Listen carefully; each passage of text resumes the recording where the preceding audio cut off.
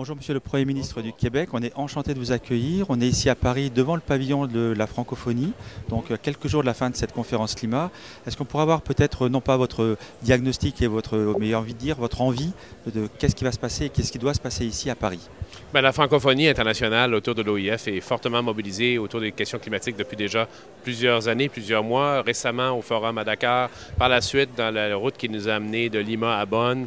On est toujours en lien avec cette organisation dont nous sommes des membres à plein droit, comme vous le savez, et par laquelle nous rayonnons sur le plan international dans plusieurs domaines, dont le domaine climatique, mais où également nous agissons en coopération et en partenariat.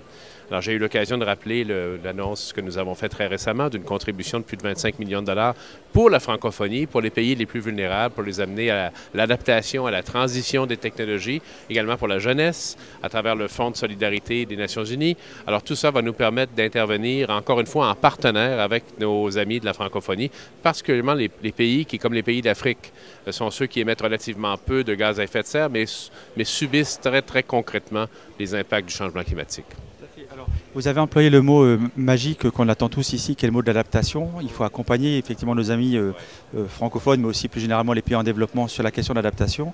Donc par exemple, au niveau du Québec, quelles sont les quelques mesures que vous avez en tête pour très concrètement les accompagner? Bien, je vais vous donner un exemple que nous-mêmes nous connaissons au Québec, qui est l'érosion des côtes. L'augmentation du niveau des eaux fait en sorte que les côtes reculent. Donc notamment les pays insulaires, mais également les pays côtiers doivent complètement changer leur façon de planifier leurs infrastructures et on le voit dès maintenant. Ce n'est pas quelque chose que peut-être on verra plus tard, on le voit dès maintenant. Alors ça, c'est un exemple. La question de la planification également, de l'agriculture dans des conditions climatiques changeantes, la question du changement des sources d'énergie vers des sources renouvelables, que ce soit le solaire, l'hydroélectricité plutôt que le charbon ou les sources de combustibles fossiles. Alors voilà autant d'actions qu'on pourra faire, encore une fois, non pas pour, mais avec nos partenaires de la francophonie. Écoutez, je vous remercie beaucoup. Peut-être un petit mot pour les négociations dans les quelques 24 heures, 48 heures. Quel est votre optimisme et quelle est votre envie? Bien, on sent de l'optimisme qui vient de la grande mobilisation. Il y a rarement eu autant de convergence. Les États fédérés, les villes, le secteur privé, tout le monde est ici avec les gouvernements nationaux. Il y a beaucoup d'énergie, évidemment, le mot est bien choisi ici.